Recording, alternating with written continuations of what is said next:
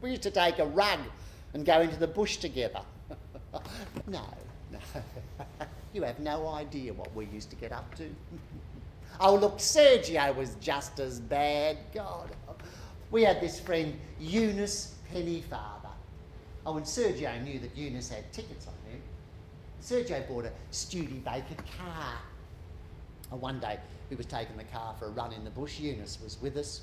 And on the way back, Eunice and Sergio were skylarking. I wasn't taking any notice of them. I couldn't be bothered. Anyway, next thing, Sergio suggests that they stop and him and Eunice have one behind the car.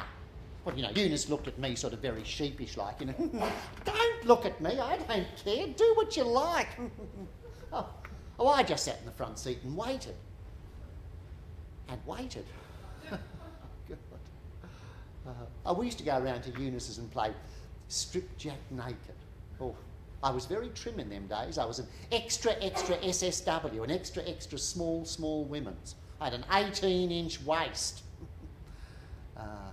You'd take everything off, but try and keep your panties on.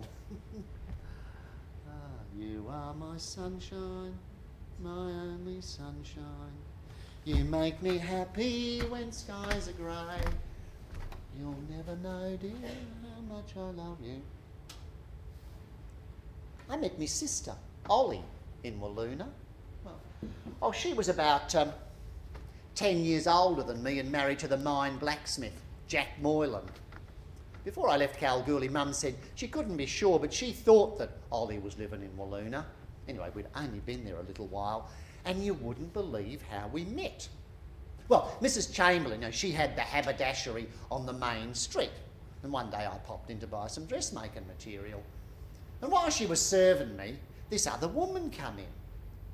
And after a couple of minutes, you know, Mrs. Chamberlain, who thought she was really la-di-da, says, "Oh my God, it's so uncanny."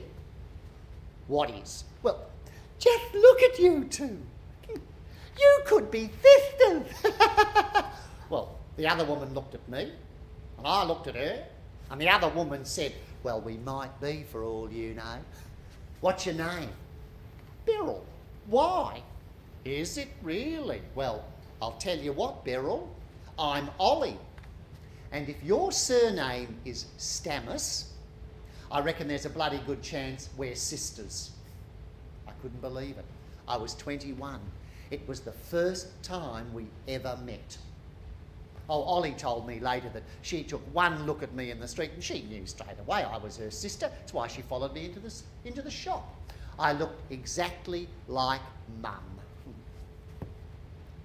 Oh, I'd seen a bit of Ollie while she was living in Walloona, but, you know, she had her hands full with 4 or 5 kids and a husband, Jack. Oh, no, he was a very nice, quietly spoken bloke. But the poor bugger was an alcoholic. Oh, we used to love Sergio's plonk. It was a very sweet muscat. In them days, it used to come in 10-gallon oak barrels, and I used to siphon it off into beer bottles for him. Years and years later, when little Ronnie was old enough, I used to get him to do it as a bit of a joke.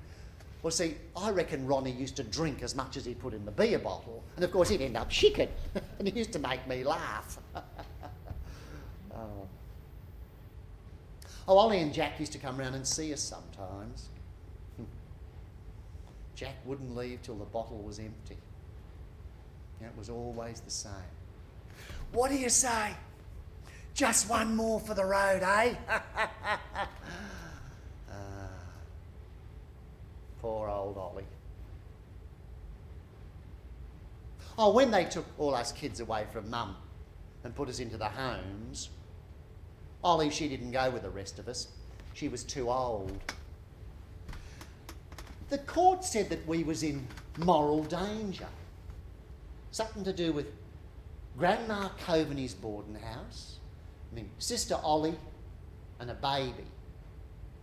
I never did get to the bottom of all of that. I was only 6 weeks old when Dad died. Oh, Mum took us all to Kalgoorlie. Well, in them days there was no insurance or compo or anything like that.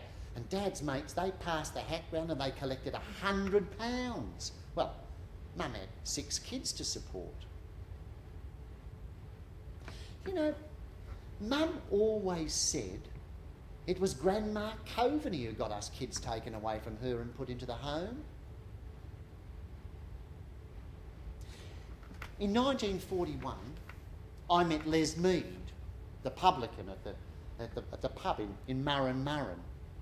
You know, he swears, black and blue, that he's seen them bringing Dad's dead body up from underground.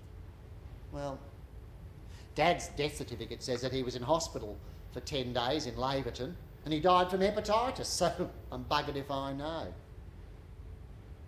Oh, I was named Beria after the mine where Dad was supposed to have been killed. Mind you, I did not find out my name was Beria until 1954, when I went to Perth for a fortnight's holiday. Oh, well, at that stage I was married to Ginger, you know, Ronnie's father, but I was already living with Steve. Oh, I took Ronnie. We went by train.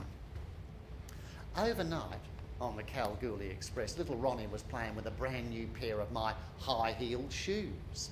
Well, the little bugger, he put them in the bottom of the wardrobe, and when I got off the train, I forgot them. Oh, I was ropeable.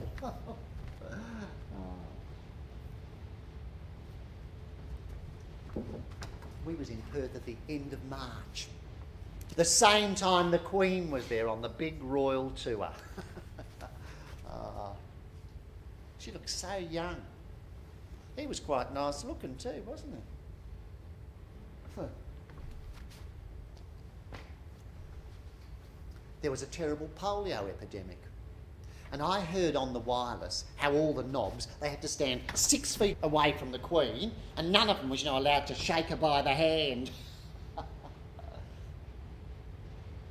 You know, you wouldn't credit it.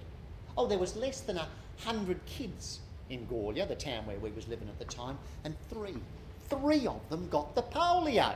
Well, there was Lorraine Loftus, that's Joan Tagliaferri's girl. Helen Hillary, I used to do her mum's ironing. Oh, and Johnny Turich. Oh, that was a terrible tragedy.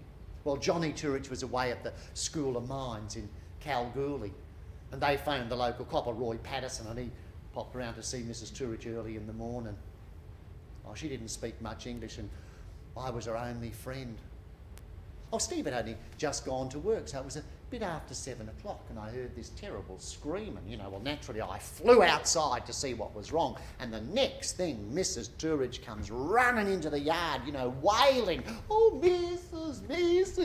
Look, she was crying so much I couldn't make any sense of what she was saying, so I brung her inside and I sat her down in a chair in front of the fire and I put a rug over her legs.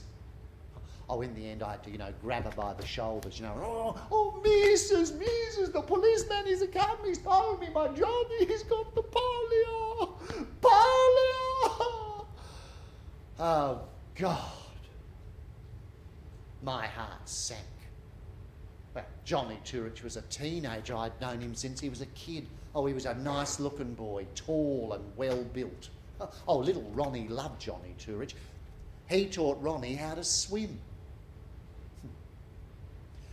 Johnny Turich was a really fast runner. Oh, everyone in the town knew he was going to be a champion. We used to kid him about being in the Olympic Games one day, and that's why he went away to boarding school with the Christian Brothers in Kalgoorlie.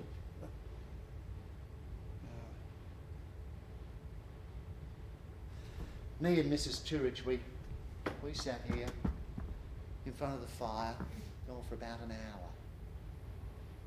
And then, just as she was leaving, I spotted Ronnie at the end of the passageway, you know, in his pyjamas. He'd been watching round the corner of the Kelvinator fridge, listening and taking it all in.